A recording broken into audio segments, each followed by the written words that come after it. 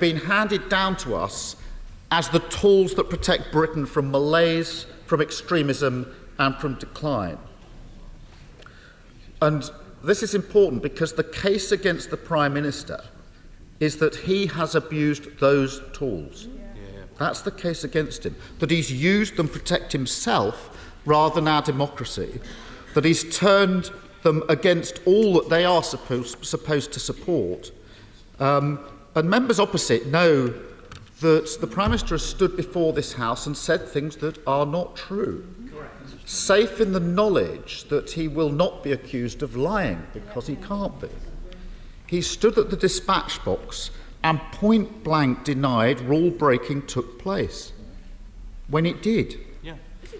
And he did so, as he did so, he was hoping to gain extra protection from our good faith that no Prime Minister would ever deliberately mislead this House. Yep. He's used our faith, our conventions, to cover up his misdeeds.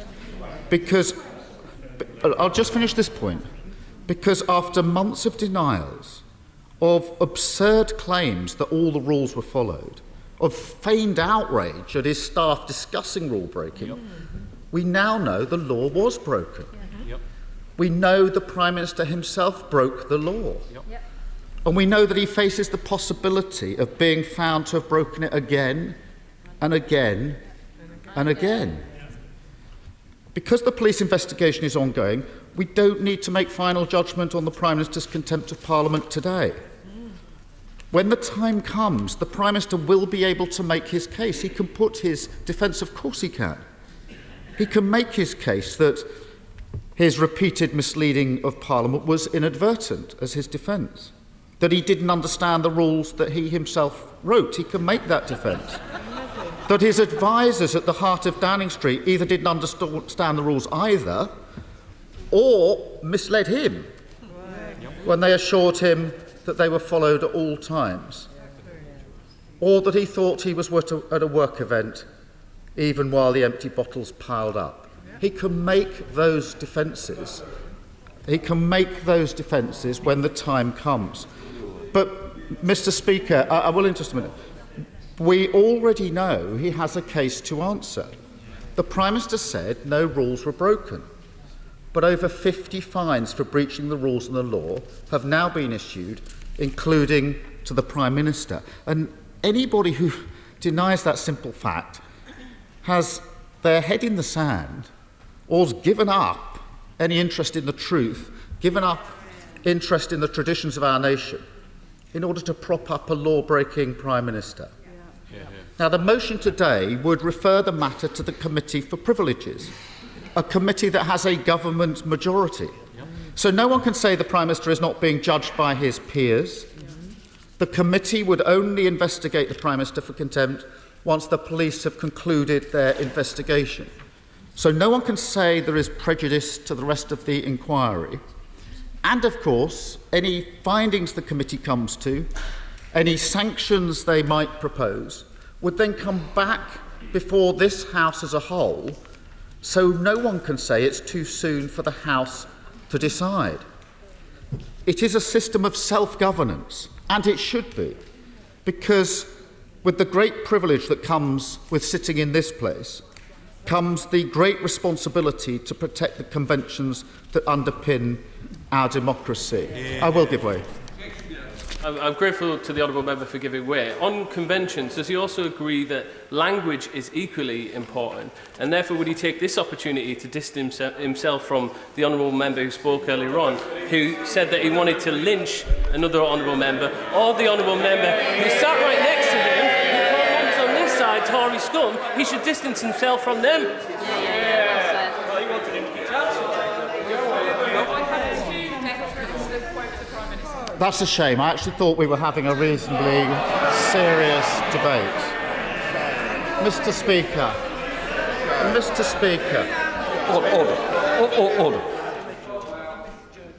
I'll just say to the Honourable Lady, she needs to sit down. In fairness to the member in charge, he's given a lot of interventions, but I certainly don't need you standing up and waiting to catch somebody's eye.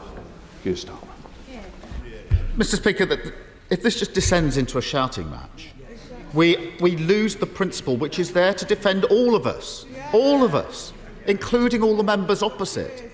We're not claiming a principle to support these benches and not those benches. It's a principle that supports all of us. And if we fail in our... I will take that intervention, yes, of course. Most grateful. The Leader of the Opposition has quite rightly just said that it affects everybody in this House. Would he accept that at this very moment in time there is a complication, which is that the Committee on Standards report, which is currently being conducted under the aegis of the Sir Ernest Ryder recommendations, does raise questions about whether or not it is possible at this juncture to have a fair trial and natural justice. That is currently under discussion. Within the House. And the same will apply in regard to the question of the Committee on Privileges, which has itself already been criticised. I was on the Joint Committee myself, and I can assure the Leader of the Opposition there are serious problems which arise in relation to the need to rectify those omissions in the procedural fairness.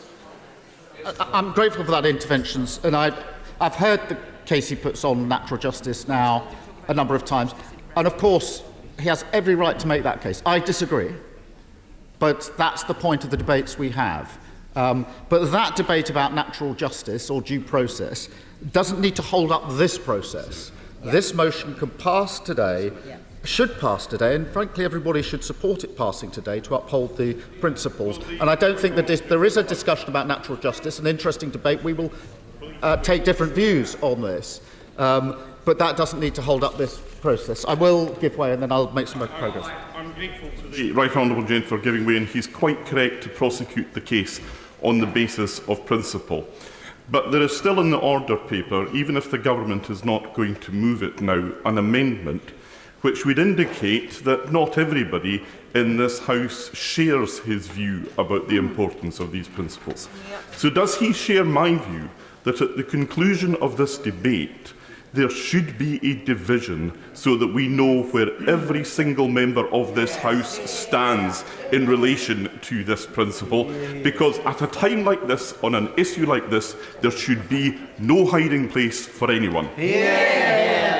I'm grateful for that intervention, and I agree, because we have a duty here today in relation to this motion and in relation to these principles. And if we fail in our duty, the public will not forgive and forget that we have done so, because this will be the Parliament that failed to stand up for honesty, integrity and the truth in politics, failed to stand up to a Prime Minister who seeks to turn our good faith against us, and failed to stand up for democracy. And it's not just the eyes of our country that are upon us. It will also be the judgment of future generations who will look back at what members of this great House did when our customs were tested, when its traditions were pushed to breaking point, when we were called up to stand up for honesty, integrity and for truth. I move the motion, Mr. Speaker. The question is on the order paper. I now call the Father of the House, Sir Peter Bottom. Mr. Speaker, part of this is about the Prime Minister. My habit over 46 years has not been to make a public or private comment about a party leader, whether mine or somebody else's. I don't propose to change that now. Perhaps the Prime Minister will say it to them directly, as I did first with Harold Wilson and I've done with most other Prime Ministers since then. My preference would be to go with the amendment. If it's not going to be moved, I can't. I think this is not the right time for the House to make a decision. I think the words of the amendment are one that I would support, and I'm sorry that the House won't be able to consider it. I may have been in the minority in supporting that, but that's not a problem in this House. That's what a lot of people do. The second thing is I think the words in the third paragraph of the Prime Minister's statement on Tuesday spell out the situation that he didn't in effect as a party or the rules have been broken. He now accepts that it's been judged by the police to be different. He's accepted that. I don't believe we should build a great big cake on top of that admission, acceptance. I think the House would be better to leave it like that, and we'd better also, thank you, it would also be better, not challenging you, Mr. Speaker, if the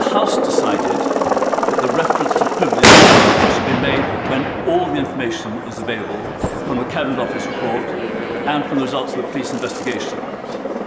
The last thing I want to say is that, without attacking the Honourable Member for Ilford, those who heard the Today programme this morning heard the repeated reference to the local government elections on the 5th of May. I believe that whatever the Leader of the Opposition says, some part of what's before the House today is straight forward attempts to get party member advantage. I intend to have no part of that. I now come to Lucy in Blackford. Thank you, Mr. Speaker. I think on a day like this, we think of all of those that made so many sacrifices over the COVID pandemic, those who lost so many loved ones, and our thoughts and our prayers today are with each and every one of them. Mr. Speaker, there is one reason why it's so important that this motion is debated and passed today. Because at the very heart of the scandal, there is one thing that needs to be said. One thing that needs to be heard, and it's the very reason that we all need to act. And the reason is this: that the Prime Minister of the United Kingdom is a liar. I genuinely don't say that lightly, and I don't say it loosely. I honestly believe that it's right that we are slow to use that word. But I equally believe that it is right that we should never be slow to say it and to call it out when it is so obviously true. Because members across this House know it to be true, and have long known that to be true. And that is why it needs to be said today, and why we all need to act. Every single day in this chamber, there are motions that come before this House which are complex and nuanced. And there are usually two sides to that argument and valid reasons from whichever position is proposed. But I think we can safely say that this definitively isn't one of these debates. The evidence of the motion speaks for itself. It's as clear as day. If there ever was an open and shut case, Mr. Speaker, last December, the Prime Minister came to this House and denied that there were any parties in 10 Downing Street during the long COVID lockdowns. Typically and tellingly, he hid behind his staff in saying it. He told us that he was given firm reassurance that no parties had happened, that no rules had been broken. Every member of this Parliament witnessed it. The public saw it with their own eyes. And shamefully, to this very day, it is still on the record of this House. But we know the truth. And the truth contains no ifs, no buts, and no maybes. Mr. Speaker, the House was misled. And so were the public. And we were all misled deliberately, because the Prime Minister knew the truth. Not only were parties happening, not only was the law broken, the Prime Minister was at the very parties he denied had even happened. The truth is simple, and it's this: he lied to avoid getting caught. And once he got caught, he lied again. There is no other way to describe it. There is no other word for it. Now, Mr. Speaker, I can understand that this may be a terrible truth for the government benches to hear. But it's a truth that they need to hear. And it's a truth they need to live with. And I say to the Father of the House, who I've got the utmost respect for, this has got nothing to do with any elections. This is about the behaviour of a Prime Minister in office. And much more importantly, the uncomfortable truth that the Prime Minister of the United Kingdom is a liar is exactly why they finally need to act and remove him from office. And other Prime Ministers, including all the predecessors as Conservative Prime Ministers, would have been long gone by now. Mr. Speaker, the benches opposite put the Prime Minister in power. They have the power to remove him, and the public expect them to act. Mr. Speaker, we have reached this point. A motion of contempt in a sitting Prime Minister is shocking, but unfortunately it is no surprise. Will my right honourable friend give way? I will happily give way. I'm grateful to my right honourable friend for giving way. He's made an important point about the members on the benches opposite being here to listen and to see this. And regardless of the number of flushed or drained faces opposite, what does he say to those who have previously called for the Prime Minister to resign, but now, as things have got worse, have changed their position and are not here today? Well, I'm grateful for that intervention, and I will come on to that in a little bit more detail. But I'd say to everybody, the Tory MPs that are here and those that are not here for whatever reason, is to show some moral fibre, to show a backbone, to recognise what this Prime Minister is doing to the very fabric of our democracy. And today will be to do the right thing and support this motion that is in the name of the Leader of the Opposition, but so many other parties in this House as well. Mr. Speaker, we shouldn't forget that when the Tories put this Prime Minister into Downing Street nearly 3 years ago, the Tories knew, no, actually, it was the Conservatives that elected Boris Johnson as their leader. And the important fact, Mr. Speaker, is that the Tories knew exactly the kind of person that they were putting into the highest office in the land. They knew his track record. They knew his character. They knew who he was. They knew what he was. And they still chose him as their leader. Of everyone in this House, the members opposite know better than anyone else that a trail of scandal and law-breaking was always going to define his time in office. And in these 3 short years, unfortunately those who made those predictions haven't been disappointed. The sleaze and the scandal have been 10 a penny. From lying to the Queen, to illegally prorogate Parliament, to shut this Parliament... We've got to be careful. I've asked for moderate language, more temperate language, and lying to the Queen and bringing the Queen into... I'm not having. Ian Blackford, I want you to withdraw. I want you to just withdraw that point. In deference to yourself, Mr. Speaker, I will do so, but let's not forget the fact that the Prime Minister was found in the highest court in the land of illegally proroguing this Parliament. Stuffing the House of Lords. As I said at the beginning, and I know the honourable member will want to stick to what I said, it is about the terms of what we are debating. We can't go beyond that. So I know he's very good, and he can stick to the script that I've explained that we do so. Ian Blackford. I will happily take that guidance, Mr. Speaker, but of course we'll reflect on the Supreme Court's judgment. Stuffing the House of Lords with Tory party donors, VIP lanes for COVID contracts, and even dodgy donations to decorate Downing Street. This is who the Prime Minister is. It is who he has always been. As Prime Minister, he has done exactly what it says on the tin. But the real point is this, and with every day that passes, and every day he stays in power, it is who the entire Conservative Party has now become. My honourable friend for giving way. He's making a very measured and powerful speech that will strike a chord with the electorate in my area of all political persuasions who have been writing to me calling for the Prime Minister's resignation. What they are not surprised at is the repeated behaviour of the Prime Minister, the lame excuses and the pattern repeating over and over again. What is surprising is that the honourable members opposite are keeping him in office. Why does my honourable friend think that is the case? Well, I have to say, I hope that members opposite listen very carefully to what my honourable friend has said. Because the power to remove the Prime Minister rests with them. It rests with them. Because they can submit their letters to the 1922 committee.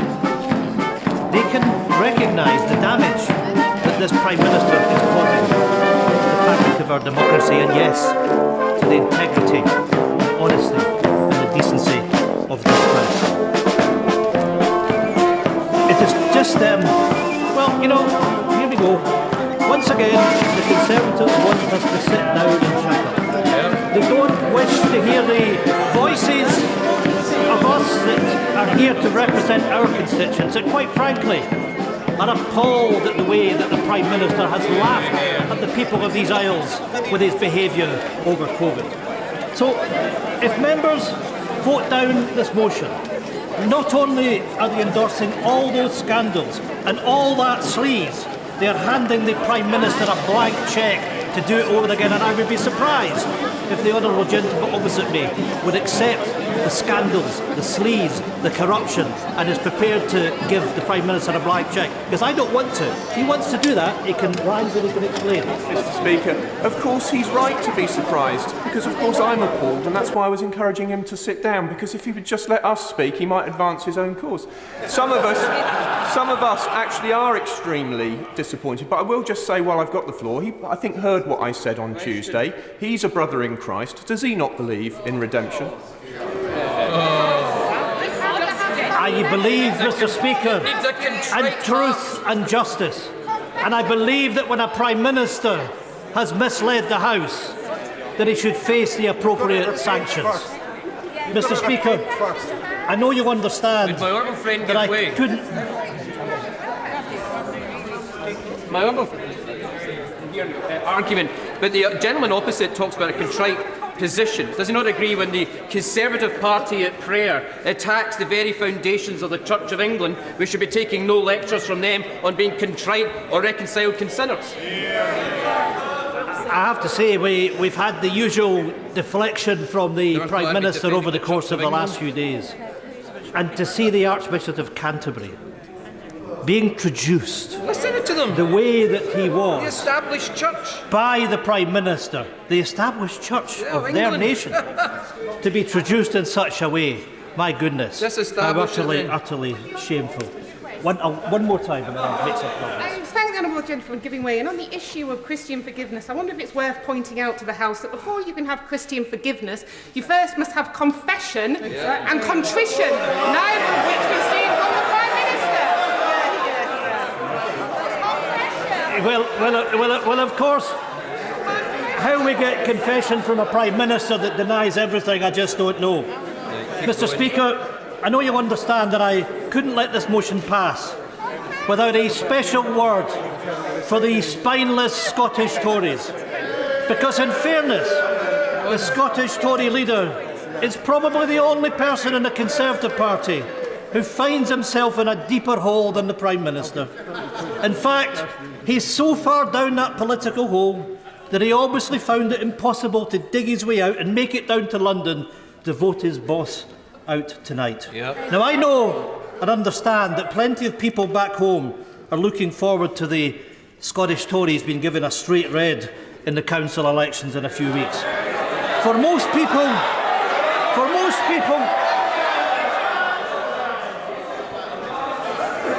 That's democracy. Democracy, eh?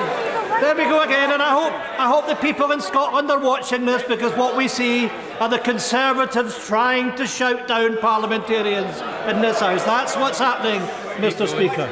For most people, it is very understandable. It is very understandable. There's Scotland's answer from the Tories. Let's shout Scotland down, because that's what they're doing this afternoon. For most... Can we just calm down? I do want to hear the honourable gentleman, and I know he wants to get back on track. He doesn't want to distract from the importance of the debate. Ian Blackford. Thank you, Mr. Speaker. You know, for most people, it's very understandable that their main reaction to the flip-flopping Scottish Tory leader on his support for the Prime Minister is disbelief and justified anger. But I have to admit, when I reflect on the position of the Scottish Tory leader, my main reaction is something that I know he'll appreciate far, far less. I actually feel sorry for him, because he's by no means the first person to have his career ruined by the Prime Minister. That particular pile of people is a mountain high by this stage, because ultimately everybody, and I mean everybody, is eventually thrown under the Boris bus. As we saw yesterday, Not even the Archbishop of Canterbury is safe. Clearly the days of the Church of England being the Conservative party at prayer are long gone.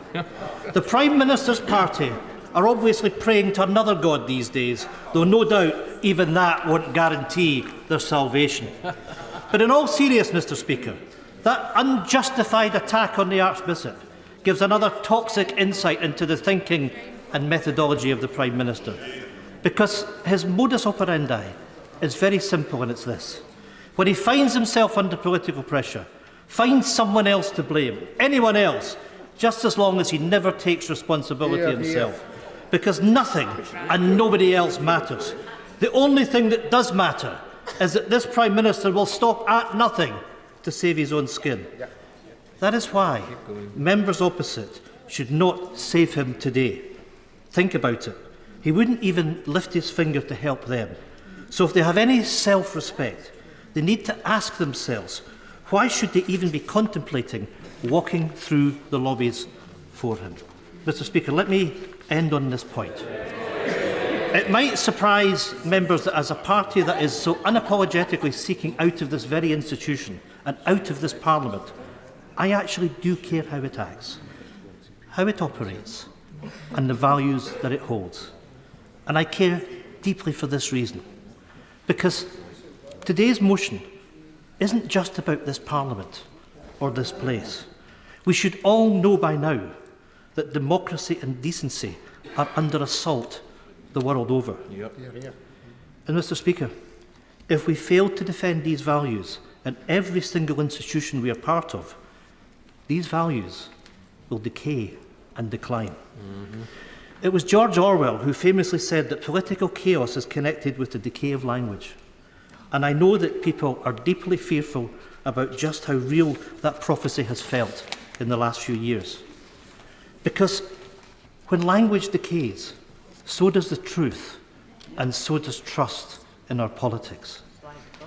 A Prime Minister who can't be trusted with the truth marks the end of that very dangerous decline. So, if today is about anything, it has to be about finally ending that decline. That decline didn't start with this Prime Minister, but it needs to end with him. Because we should all be very clear to what the consequences are if this House fails to act today. If we don't act, if we don't stop, then this Parliament will be endorsing a new normal in this Parliament and across our politics. A new normal where no one is held responsible, where no one is held to account, and where no one ever resigns. And that is exactly why this motion matters, because it can and it will only ever become a new normal if we put up with it. It only becomes normal if those responsible aren't held to account and aren't made to answer for their actions. So I would generally ask members from across the House, but especially those members opposite, if they have any interest in maintaining some dignity and decency in public life, they should finally hold this Prime Minister to account for his actions and remove him from office. They should support this motion, and they should submit their letters of no confidence, and they should finally show this Prime Minister the door. William Ragg. Thank you for calling me so early in this debate to deliver my sermon at this juncture. But if I may, by means of parish notices on this day, wish Her Majesty a happy 96th birthday. It's my intention, and still would be my intention were it to be moved, to vote against the Government's amendment. I appreciate my right honourable friend, the Chief Whip's efforts to find a way through. He is somebody we are lucky to have in his role. However, we were at risk of making a mistake. The original motion is perfectly acceptable and allows for much of the spirit of the amendment. For example, the publication of the Gray Report would be automatic upon the conclusion of the Metropolitan Police's work. There was no need to complicate matters. The Ukraine situation is of huge importance, but the invasion of a sovereign nation by a dictatorial aggressor should not be a reason why we should accept lower standards ourselves. I have told the Prime Minister to his face that I think he is doing a good job robustly supporting the Ukrainian government, and Her Majesty's government, along with our nation, can be proud of their role and generosity. Let us give credit where credit is due. However, much as though I may have tried, I cannot reconcile myself to the Prime Minister's continued leadership of our country and the Conservative Party. I say this by means of context, so that everyone, particularly my constituents and colleagues, can understand my position without hiding my views with ever more elaborate disguises. To those constituents who disagree with me, I appreciate their anger, just as I can the anger of colleagues. However, say what you mean and mean what you say. I submitted my letter of no confidence to our honourable friend, the member for Altrincham and Sale West, in December of last year. I did so for the following reason. It followed the leak of the Allegra Stratton mock press conference video. In that video, I believe she did nothing wrong. She nervously laughed and sought to make light of an embarrassing situation. To see her crying on her doorstep, feeling the full weight of responsibility and anger of a country, was deeply moving. And I felt immensely sorry for her. And I say this, I hope that she is well and that she will be able to continue her distinguished career. But what alarmed me most was later that evening, a press preview of the winter COVID Plan B measures brought forward to try to move matters on. Now, we debated those measures at length, but we can agree, perhaps not on their extent or their importance, but they nonetheless sought to compel or restrict what people in this country could do. I therefore thought to myself, if a government was prepared to bring such measures forward earlier in order to distract from its own embarrassment, that the Prime Minister was no longer fit to govern. I care deeply about my colleagues. I know that a number are struggling at the moment. We have been working in a toxic atmosphere. The parliamentary party bears the scars of misjudgments of leadership. There can be few colleagues on this side of the House, I would contend, who are truly enjoying being members of Parliament at the moment. It is utterly depressing to be asked to defend the indefensible. Each time, part of us withers. Now, I have questioned my place in this party in recent months, and perhaps that's symptomatic of a swathe of our voters in the country. But I tell them firmly, I'm not going anywhere. And I urge them to stick with us at the forthcoming elections. But for us to maintain their trust and confidence, we must be seen to do the right thing. It is our responsibility. It is the Conservative Parliamentary Party's responsibility. We must stop delegating and delaying our political judgment. We each only have our own limited and imperfect integrity. We can't keep spending it on others who we cannot be sure will not let us down. Now, I have great empathy for all of those who worked at Number 10 and in the Cabinet Office. They bore an immense burden and worked in the most intense pressure. They worked hard and they made sacrifices. And I also extend that same empathy to my right honourable friend, the Prime Minister, who knows more than most the personal challenges and personal battles that came from the pandemic. But the matter before us is one at the heart of this institution, of our Parliament. I love this place, believing it to be a place of high ideals and purpose. What is said here matters.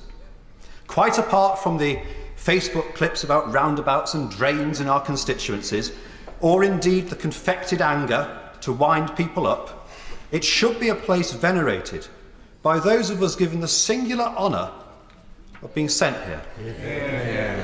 Now, of course, it can be a pantomime, a farce, turgidly boring, obscure, but it should always be reasonably honest.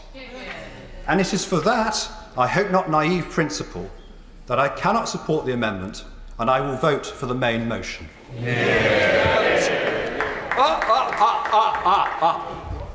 Come on, Mr. MacDonald, you've been here longer than most people. Chris Bryant. Thank you very much, Mr. Speaker. I warmly commend the honourable member for Hazel Grove on the speech that he just made. I think he did it with great courage and honesty, and frankly with the integrity that I think a lot of us have seen him show in his chairmanship of the committee.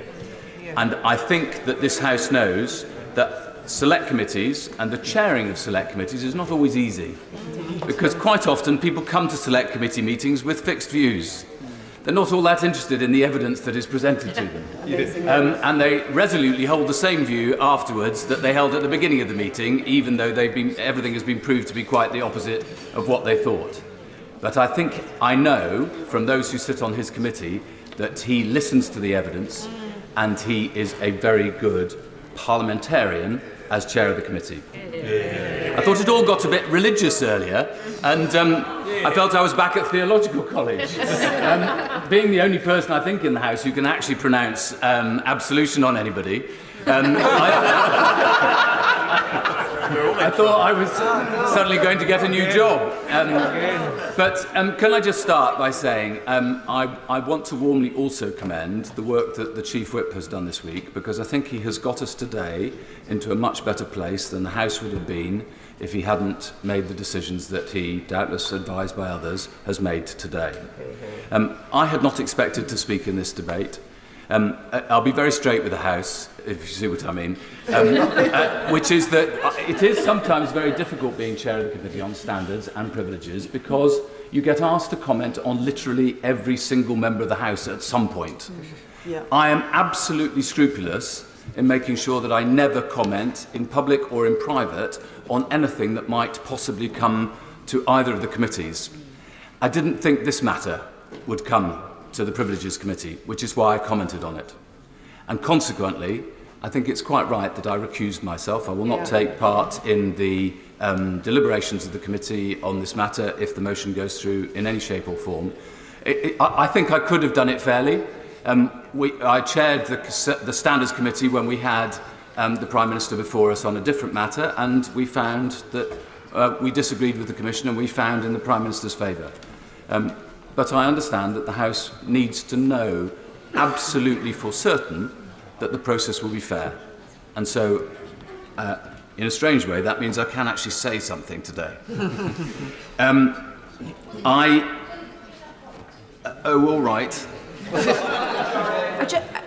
Can I commend him for his speech and for his thorough sense of decency? But I just wonder, does he think the same principle should apply to other members of the Privileges Committee? I will say something later about the Privileges Committee, but having recused myself, I don't think it's really for me to tell them what to do or how to behave. But the one thing I'm very keen on is I think that I passionately care about Parliament. I believe in Parliament. I believe in democracy. It's the only way that I can get change from my constituents is through the democratic process. And anything that undermines trust and confidence in Parliament damages my opportunity to do anything useful in my life at all. Which is why I always want to urge the House to be extremely careful in these matters of standards and privileges. Each generation of MPs has a special responsibility to burnish, not tarnish, the reputation of this House, because we hand democracy on to a future generation, and if we've undermined it, it may not last. I just draw to the House's attention that in this Parliament, 2 MPs have been found guilty of serious offences in a court of law, and another 2 are awaiting trial. 4 MPs have been suspended for 1 day, a minister was suspended for 7 days, and 7 MPs have been required to apologise to the House for breaches of the Code of Conduct. 3 MPs have resigned their seats in the face of convictions. The independent expert panel has suspended a member for 6 weeks for sexual harassment, made another apologise for bullying staff, and found another guilty of such terrible sexual harassment that he resigned his seat before the sanction came to the House. That is without any consideration of the matter of whether an honourable member or right honourable member has lied to the House. And it is not yet 6 months since the Owen Paterson saga, which I don't think really covered the House in glory. And in a very short period of time, 2 of our colleagues have been murdered. And others are wearing stab vests. We have to take the reputation of the House extremely seriously. Yes. Yeah. We have to burnish it, not tarnish it. I've heard ministers argue quite rightly that there has to be due process. I would say to the House that this is the due process. Yeah.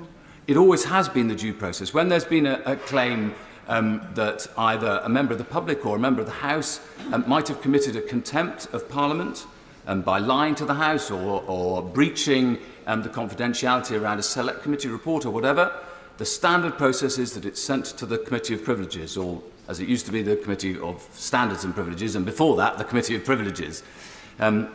So this is the due process. And I have absolute confidence in the other members of the committee that they will do a good job. They will think very carefully about, as the Right Honourable Member for Stone said, making sure that there is a fair hearing.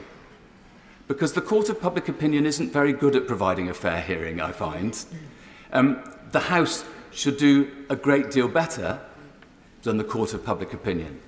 We try to uphold the rule of law. It's one of the duties for all MPs. And so I think it's particularly important that we make sure that there is a fair process, and I'm sure that the other committee members will do so. I'm not sure where that was coming from. Yes, of course, yes, the member for Wickham. He makes a very powerful and important contribution, of course, mostly in relation to members of Parliament, but he will know occasionally somebody feels it necessary to use parliamentary privilege to say within the House things which those outside might otherwise sue for defamation over. Can he just confirm that he will consider whether we ought to have a right to reply for the public, so that if we use privilege, they've got some chance to put their side of the story? The honourable member makes a very good point, and we've had some discussions outside the chamber about this. The difficulty is, I'm not sure that that's a matter for the Committee of Standards and Privileges. I think it is a matter for the Committee on Procedure. And I think there is a very good argument for putting something in place so that there is a right of reply. I can't go further for reasons that he may be aware of. I don't want to open this into that area of debate. I know exactly what's going on, and I think we can leave that part of it there. Chris Bryan. Thank you very much, Mr. Speaker. The second point I was going to make about fair process is that it's actually quite a high bar that the Committee on Privileges will have to consider. I mean, I think it is, as the Leader of the Opposition said earlier, not debated that the House was misled. I think even the Prime Minister effectively admits that the House was misled. It was said that that rules weren't broken, and it is self-evident that rules were broken. So the House was misled. It got a false impression. The question is whether that was intentional. And the committee will have to devise ways of investigating whether there was an intention. And in fact, when... Oh, well, I think I ought to give away over there first. Gentleman for giving way, and he is making an excellent and poignant speech, but does he not find it strange and deeply worrying that we seem to be in the position that the Prime Minister seemed unable or incapable of following his own rules and his own laws, yet he is using the rules of this place and the processes of this place to frustrate the course of, as one member has said, natural justice? Chris Bryan. Well, I would normally agree with her on these kind of things, and I sort of would have agreed with her last night, but I think we're getting to a better place now. I think, in a sense, sometimes the backbenchers persuade the front benches of a better course of action. I'm looking intently at the Chief Whip at the moment, the Government Chief Whip. Look, I was just going to say, Mr. Speaker, but in one moment. As the clerk advised, in the case of whether Stephen Byers had misled the House on a single occasion in 2001, in order to find that Mr. Byers committed a contempt, in the evidence session for the 14th of November 2001, the committee will need to satisfy itself not only that he misled the subcommittee, but that he did so knowingly or deliberately. As I say, that is quite a high bar, but it is for the committee to decide that. I'll give way to the honourable gentleman, and then I will... I'm very grateful Sir to William the Cash. gentleman. I'm grateful for the honourable gentleman, first of all, because what he's just said is what I was going to raise with him, because the actual requirement under the Ministerial Code does say that it is open to a minister to correct any inadvertent error at the earliest opportunity. Ministers who knowingly mislead Parliament will be expected to offer their resignation to the Prime Minister. The question is knowingly, and I'm very grateful to him for making that point clear. Well, I think he's agreeing with me, so I would leave it at that. And the only difference I would have with him is that he was talking about the Ministerial Code. The Ministerial Code is for the Prime Minister. This House adjudicates on its rules, its code of conduct, and contempt of Parliament. So they're different matters. This is about upholding a simple principle around making sure that ministers speak honestly. I would say one other thing about the committee. It is very important that the 6 members of the committee are not pressurised by anybody. Yeah. Members may not be aware, but the Attorney General and the Solicitor General are able to attend those meetings, are able to take part in the deliberations, but not allowed to move amendments or vote. But it's very important that the committee is able to do its business without being lent on by anyone. Yeah. And then the final point I'd make, Mr. Speaker, is why I think all of this is important is because I care far more about what's happening in Ukraine and on the cost of living crisis than about this. Far more. I've got constituents who are in tears about their finances at the moment. They have absolutely no idea how they're going to pay their bills, how they're going to pay the rent, how they're going to find school uniforms and things like that. They are in tears. And all of us have seen the horror in Ukraine. I've been speaking for a very long time. I said in 2014 that if we didn't take Putin far more seriously, if we didn't impose far more stricter sanctions in 2014, he would end up coming for the rest of Ukraine. Yeah. So I care far more about those things than I do particularly about this motion today. But they're not alternatives. Exactly. I would argue it may be in coming months that the Prime Minister will have to come to this House and say, we're going to have to change our strategy on Russia. We may have to consider offensive weaponry. We may have to consider British troops being put in a place of danger. Similarly, the Prime Minister may have to come to this House and say, I have to ask the British people to make further sacrifices because the economy is in a very difficult place and the public finances are in a very difficult place. You need, at a moment of national and international crisis, a leader of completely and utterly unimpeachable moral authority. I don't think we have that at the moment. I don't think we have that by a long chalk.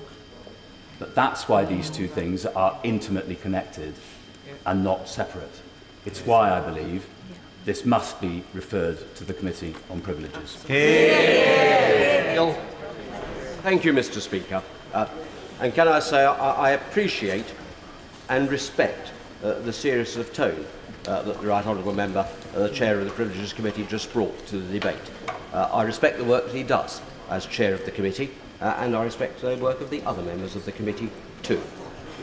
And that seriousness of tone, I believe, is an important one that we should try and adhere to. It is inevitable that there will be a party political overlay to this. And it is inevitable that, with the proximity of important local elections, party political elements and electoral considerations will intrude, as they have today, and I'm sure as they will be, in the way that whatever is decided will be reported later. But at the end of the day, the debate that we're dealing with is about a very serious matter, and it therefore deserves a serious tone. The Right Honourable gentleman referred to his past calling, if I may put it that way, as influencing his approach, and I respect that too. Well, perhaps I can do the same. I'm very conscious, I'm very proud of the fact that I was a lawyer before I became a politician, and I'll be a lawyer after I finish being a politician. And therefore, I hope to approach decisions like this from the perspective of a lawyer. And that may cause me, perhaps I can make a little bit of progress before I give way, and that may cause me, perhaps, in the view of some, to be cautious. But I'd rather be accused of being cautious than be accused of acting upon inadequate evidence or without a full and proper process. So that's the preamble to what I'm about to say, and I'll give way, of course. Is the problem not? And let's assume that the Prime Minister inadvertently misled the House, that from the beginning he was not straight with us, even if he knew he was at a birthday, a sing-song and with a birthday cake. Why did he delay it for such a long time to be straight with Parliament? And isn't the point that we are here today, so close to the local election, the delay that has been caused by he himself, not by us here on the opposition benches? Robert Neal. I don't think that actually reflects the tone of the debate that we've been taking so far. And with respect to the Honourable Lady, although I'll touch upon some of those matters, I'm not going to follow directly down that route. Because what we're talking about is an important and a serious matter. It's important because it relates not just to the incidents which are reported, and I think now, to some degree at any rate, accepted to have happened in number 10 Dowding Street, but it relates to a general culture and attitude, and it's important for this House because it relates to three important things, which I certainly hold dear and I hope all the House hold dear. One is the issue of public trust. The second is respect for the rule of law, and that in the context of adherence to the laws, and the fact that the laws made by this House must be adhered to by all equally. And can I just finish the phrase? I'm going to finish the phrase again. There's always a tendency to intervene while someone's partway through a sentence. And the third point that I wish to make is that respect for the rule of law also means respect for procedural fairness. And that's the point I'm going to come on to in a moment. Now, I know one of the honourable members opposite wanted to intervene. I'll do that first and then come to my honourable friend. Mr. Speaker, I do thank the honourable gentleman for giving way, and I've just put on the record that he has been extremely courteous to me on a personal level ever since my first appearance here. I have great respect for the honourable member. I suspect that he, like I, and I speak as a Scot, is a unionist, and the benches in front of me know that. I believe in the United Kingdom. I believe in the benefits of the union between Scotland and England and Ireland and Northern Ireland and Wales. But part of the reason that union works is exactly what the honourable gentleman was talking about, is the respect for this place and the way we do things. So the point I make to the honourable gentleman is this: does he think that the continuation of the Prime Minister in office will strengthen or threaten that precious union? Sir Robert. As I will make apparent shortly, I will come to my conclusion as to the position of the Prime Minister, as I'm entitled to as a Conservative Member of Parliament, once I've had the full evidence. The importance of the respect of this institution in the various parts of the United Kingdom is, of course, well made, and I take that on board. I'm most grateful to my honourable friend. Sir William. And I would also like to commend his committee and his own role in this, in the investigation that took place with respect to the issue of fixed penalty notices. And just to note that the Council for Domestic Legislation, as he will remember, says that there was a great deal of lack of clarity as to what regulations apply to specific situations at what times, and so on, as I shall refer to if I can call a bit later. The bottom line is that I'm sure that the chairman of this committee, who's a very distinguished chairman of that committee, appreciates that in relation to the rule of law question he's just raised, it is by no means clear exactly what the law is on these subjects. Robert Neal. I'm grateful to my honourable friend for his observation. Perhaps that brings me on to the point that I was going to make. The subject of the motion is, of course, not of itself the fixed penalty notice that was accepted by the Prime Minister or any of the other fixed penalty notices. It is, as is rightly said, the question of whether or not there was a deliberate misleading of the House. I think that's the common ground.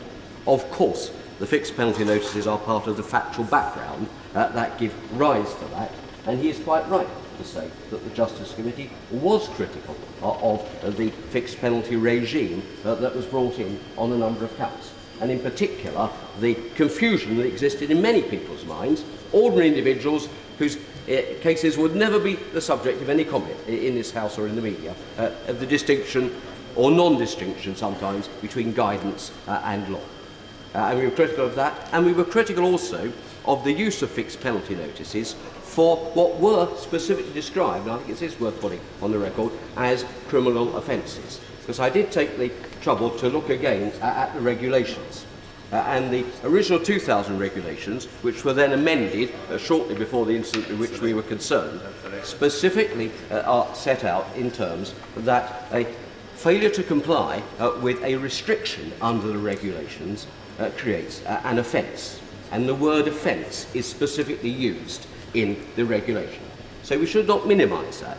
We should not therefore say this is a civil matter, this is equivalent to a parking ticket. It is not. That's a simple question of fact. The Ministry of Justice accepted that in the statement which it made at the time the regulations were brought in, and the Justice Committee, when carrying out that inquiry, heard that in evidence indeed from the Noble Lord Wolfson of Tredegar, when he gave evidence to us, and also from Sir Jonathan Jones, QC, the former Treasury Solicitor. So that is in fact common ground.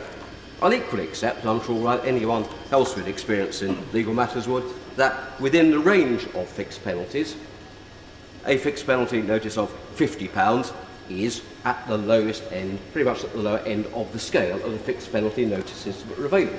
Again, something that the Select Committee raised as to whether or not sort of level of fixed penalty notices that were imposed were really appropriate to be dealt with by way of fixed penalty rather than fine. But that's by way of background. But that's all very well. So therefore, we're dealing with something which was an offence. Accepting the fixed penalty discharges and, if you like, deals with a criminal matter, but it doesn't change its nature. So we shouldn't try and minimise it. And I don't. And I will say, without having come to a final decision about the Prime Minister's position, that I'm profoundly disappointed in what happened at number 10 Downing Street. People were badly let down. My constituents feel badly let down. I feel personally badly let down by what happened, and there must be consequences that follow from that.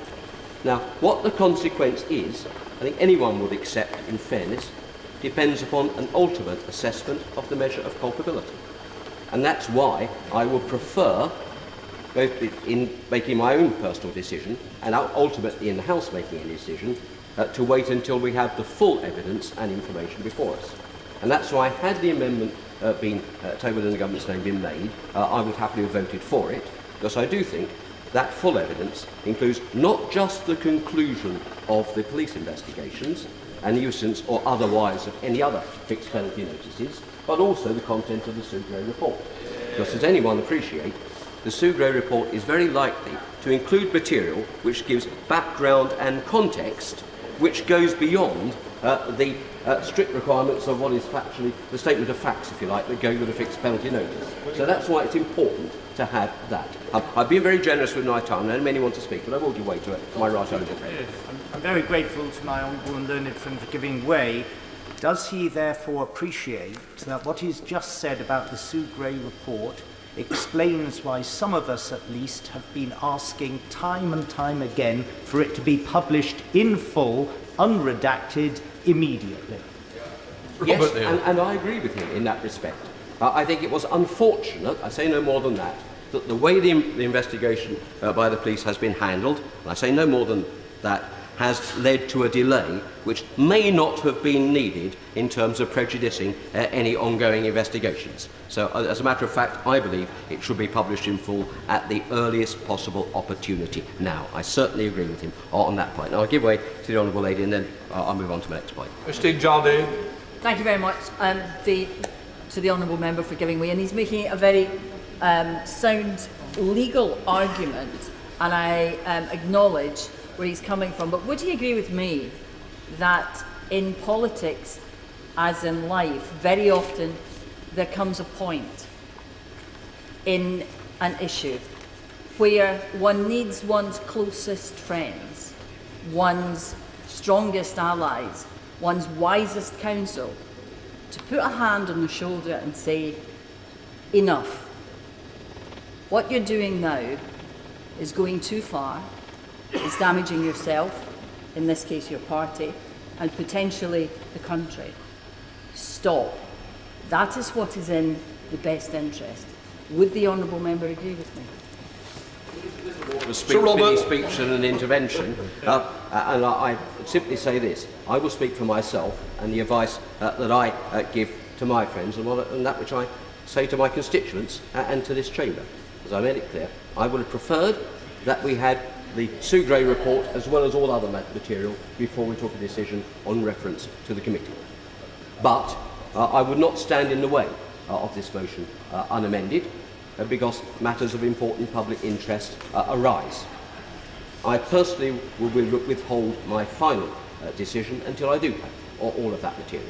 And you will understand, Mr. Speaker, that a very obvious reason for that is, for example, that a course of conduct may very appropriately attract a different judgment and different consequences from an isolated incident, particularly if it were one that were immediately admitted to and no more occurred. So that context is going to be really important to me personally. I think ultimately will be important to this House, and actually will be important to the broader community and to the country as a whole.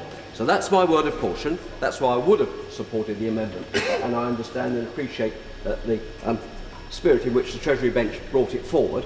But I'm not going to stand in the way of this motion proceeding either, because there are important issues at hand. I will then, in due course, make my final conclusion, and when I do that, I won't be backwards in coming forwards about it. But I do hope that I will manage to do so with a spirit of perhaps loyally, but also the way I've tried to do politics, of genuine calmness and based upon the facts and the evidence. Because that is what the country deserves at the end of the day, is an assessment based calmly upon the evidence and the facts applied to the relevant tests that this House or the other appropriate bodies apply. Thank you, Mr. Speaker. Thank you, Mr. Speaker. I'd like to start by going back to the excellent speech by the Honourable Member for Rhondda. And in his concluding remarks, he talked about the economic crisis facing our country and our constituents. And he's right to put that in the context of the debate today, because I think it speaks about the need to have a government with a leader that can command respect. With inflation at 7%, its highest rate for 30 years and rising still, with families facing the deepest fall in their living standards since the 1950s, with the pain of those energy bills and those rising food prices, compounded by the government's unfair tax rises, we know that our constituents are facing real hardship. It's not just a cost of living crisis, it's a cost of living emergency. And at such a time, the country needs a government that's going to be focused on tackling that economic emergency. And crucially, it needs a government that it can trust, with, as the Honourable Member said, moral authority. And I don't believe this Prime Minister and this government has that. And I believe that the Prime Minister's behaviour has been profoundly damaging to that trust. Breaking the very laws he himself introduced, laws he was telling everyone else to follow, laws he rightly said were essential to save lives and protect our NHS. Laws that forced countless families to make enormous sacrifices. So, Mr. Speaker, I believe it's time Conservative MPs listened to the British people who kept to the rules and made those sacrifices. For example, a small business owner in Bramall who said, whilst I had to sit and watch the business I'd built up for 35 years collapse because my customers and I obeyed the rules, the Prime Minister decided he would ignore them. My family and I will never forgive him and those that treated us like fools. The member for Cheadle would do well to reflect on her constituents' words when she continues to support this law-breaking Prime Minister. Or this message, the member for Eastbourne, from a constituent of hers who attended his father's funeral just 4 days after the Prime Minister's birthday party. We sat apart, We didn't hug each other. We weren't allowed to have a wake to celebrate his life. I just came home and cried that he was gone. When the next election comes round, I will remember. And the member for Lewis, whose constituent said, "My parents were unable to attend my uncle's funeral. This pain will remain with them. The conduct and subsequent untruths of the Prime Minister are disgraceful and only add insult to their hurt." And that's the key point, Mr. Speaker. It wasn't just the fact that the Prime Minister broke his own laws. It's that he thought he could get away with it by taking the British people for fools. He stood at that dispatch box and told this House and the country repeatedly that there was no party, that all guidance and rules were followed at all times in number 10. The fact he thought he could get away with such absurd claims, let's be honest, we all knew were false at the time, and which the police have now confirmed were false, speaks volumes. It says clearly that this Prime Minister takes the British people for granted. He thinks the rules that apply to the rest of us simply don't apply to him. As a constituent of the member for Wimbledon says, the Prime Minister seems a man without shame and devoted to one principle only, staying in number 10. He is disgrace to the office of Prime Minister and an insult to the millions of the electorate who played by the book. I'll give way to the Honourable Gentleman. Grateful to understand where that quote comes from, because I don't recognise it. The Honourable Gentleman, I'll make sure that he does. The fact that Conservative MPs have let the Prime Minister get away with all this until now speaks volumes about them. They could have kicked this Prime Minister out of Downing Street 10 months ago and begun to restore the public's trust and confidence in the government and in our democracy. Instead, Conservative MPs have so far... Sorry, it's a point of order. Point of order, Mr. Hunt. Misheard the Honourable Gentleman. He has just said that I wrote something. No, what did you... Sorry. He said something. He says that mess up, David. He said he didn't, so it's fine, isn't it? Instead, Conservative MPs have so far ducked their responsibility, only eroding public trust and confidence even further. The member for Cheltenham, for example, once said that his red line for resignation from the government was if there was a scintilla of a suggestion of unlawful action. Well, the Prime Minister has been fined by the police, yet the member for Cheltenham is still drawing his government salary. By keeping the Prime Minister in his job, Conservative MPs have made themselves guilty by association. And if they vote no, if they vote to kick the can down the road again, if they vote to bend the rules, let one of their own off the hook again, if they don't hold the Prime Minister to account for his law-breaking and lies by voting this Prime Minister out, Conservative MPs should know that their constituents will hold them to account at the ballot box. Perhaps the member for Winchester should listen to the vet in his constituency who says, if I broke the rules and lied about it, I would get struck off. So why hasn't the Prime Minister been struck off? Lifelong Conservative voters in Guildford are saying they can't vote for the Conservatives anymore. Mr. Speaker, they complain about elections. The problem is, Mr. Speaker, if they won't hold this Prime Minister to account, the electorate will have to hold this Prime Minister to account. And the constituent of the member for Wokingham tells me that his MP, and I... We're mentioning a lot of members, members' constituents. I hope the members have been notified that we're going to be name-checked. I'm sorry, I have not notified.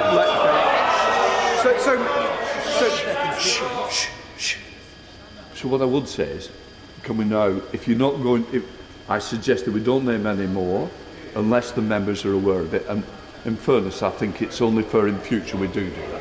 I take your ruling, Mr. Speaker. I was quoting from their constituents. That was the point, so that their voices could be heard in this House. Hear, hear. Mr. Speaker, the last 24 hours have shown that the government is in total disarray. Hear, hear.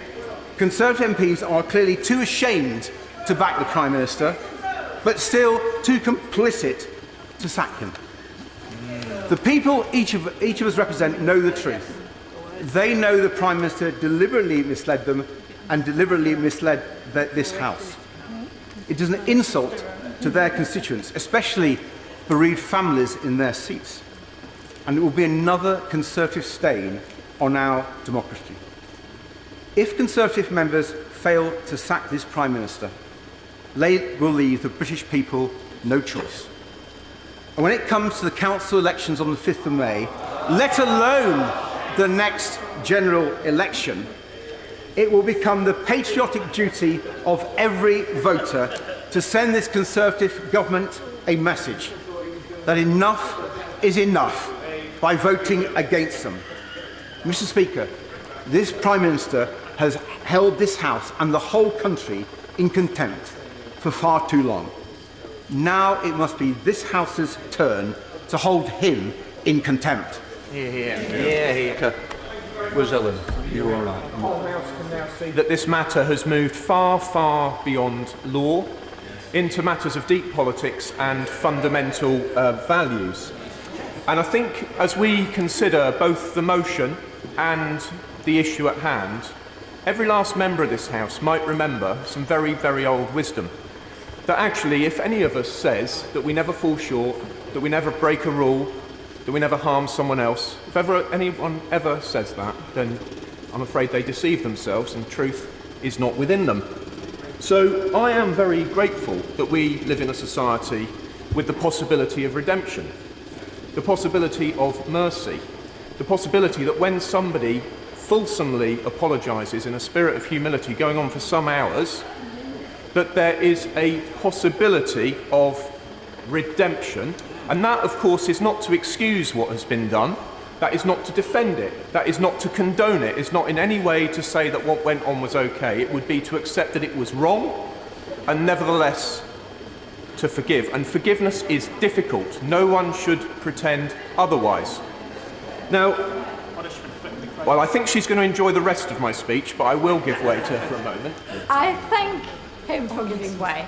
When we talk about redemption and forgiveness, isn't it at the earliest point possible, rather than drawing things out like the Prime Minister has done? And I think this is his main problem. Had he come here and immediately at least expressed his doubt that maybe he was at something that he didn't consider to be a party, it would be better. But that he denied everything was the main problem that we find in this House so difficult to swallow. I'm very grateful to her, and I think she will recognise the spirit and the inspiration of what I'm saying, as people did on Tuesday. But I don't wish to be drawn excessively into theology about the timing of one's repentance. But I do wish to move on, because I think the point that I want to make in this moment is that many of us in this House, I can see members in front of me, choose to live their lives under certain commands. To love even their enemies, to bless those who curse them, and yes, to forgive as they are forgiven, sometimes for some grave matters. So when I sat here and listened to my right honourable friend, the Prime Minister, say these words in the House of Commons, which I won't put back on the record, people know what he said, when I read them again in Hansard, I think this is an apology worthy of consideration, of forgiveness for what went on, because this has moved beyond law. As far as I know, no one else in this country is being investigated by the police for retrospective offences. It's gone, it's behind them, it's past. But in number 10 in Downing Street, they are being held to a higher standard. They are being held to a higher standard in ways that other members of the public are not. And I can hear members barracking. The point is that is right. What I demand is that when we set these, I'm sorry, not merely draconian, but barbaric rules on other people, everybody in the centre of power should have understood that they had to obey not merely the letter, but the spirit of the rules. And I'm sorry, there should have been no cake in number 10, no booze in number 10. Well, just one moment, no booze in number 10. These things should not have happened. I do not defend, or I do not condone in any way what went happened. And I'm spoiled for choice. I'll give way to the Honourable Lady.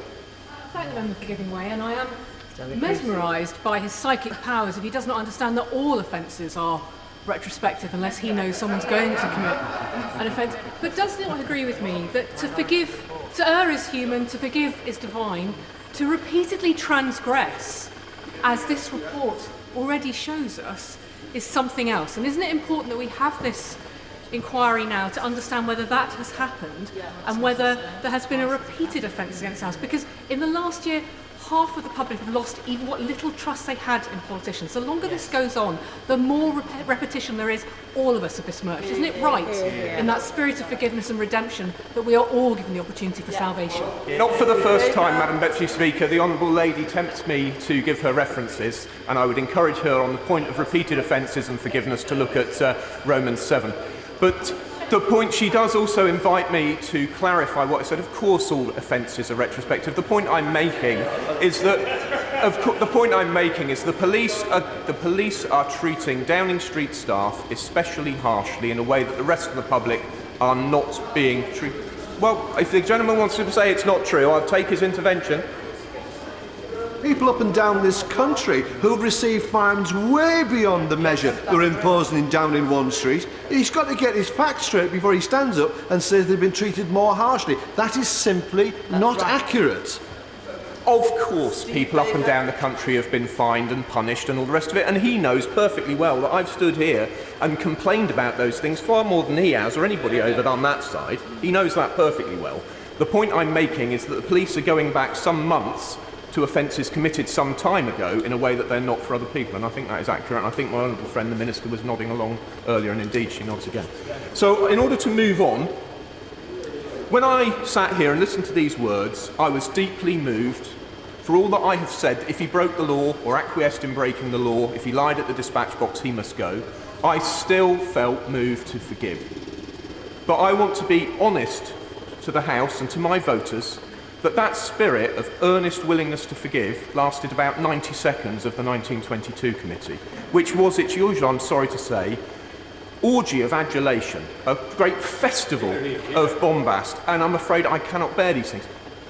This level of transgression, this level of demand for forgiveness, requires more than an apology, drawing a line under it and moving on in the way that the Prime Minister sought to do overnight with his interviews. I'm afraid the Prime Minister and those who advise him, and I'm sorry to be saying this on the record like this, they need to understand that this is a permanent stone in his shoe. For those of us who want to forgive him, we've got to see permanent contrition and a permanent change of attitude, a permanent acknowledgement that people like my constituent, married for 50 years, didn't get to see his wife in a care home on the 50th wedding anniversary, didn't get to see her, I think, possibly just through a window for her 75th birthday. I've only been married 25 years, but I know what that means to me. What am I to say to that man who didn't see his wife before she died, after 50 years, 75th birthday? What am I to say? Well, I tell you what I could say to him. I could say, because I know who he is, you and I are Christian men, and forgiveness is hard. And I don't like forgiving him. My spirit is much more full of wrath and vengeance.